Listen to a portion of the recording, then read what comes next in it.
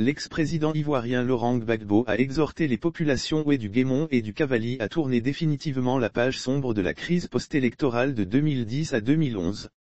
Il y avait de la tristesse certes mais également beaucoup de joie hier à Duékoué. Une dizaine d'années après les événements tragiques de 2010 à 2011, le peuple ouest originaire de cette région de la Côte d'Ivoire a reçu la visite de l'ex-chef de l'État ivoirien, venu lui présenter sa compassion.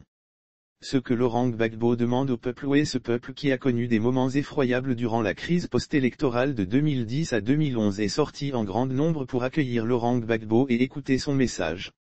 À Duékoué Carrefour, sur la fosse commune, mais également à la place publique de la capitale du Guémon, il n'y avait quasiment plus de place. Jeunes, vieux, veuves et orphelins de la crise de 2010 à 2011 n'ont pas voulu se laisser compter événement.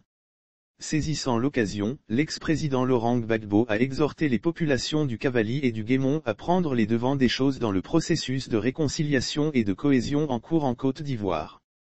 La paix future de la Côte d'Ivoire partira du pays ouest, vous les ouest, parce que vous avez souffert et parce que c'est vous qui avez été tués, je vous demande de proposer à la Côte d'Ivoire la réconciliation, a-t-il lancé. Soulignant que la paix future de la Côte d'Ivoire partira d'ici parce que, c'est ici que la mort a frappé en grand nombre.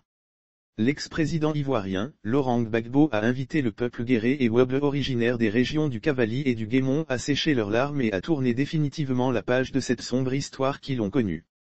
Cette présence de l'ex-chef de l'État sur leur terre, faut-il le rappeler, vient marquer définitivement la fin du deuil qu'ils ont porté une dizaine d'années durant.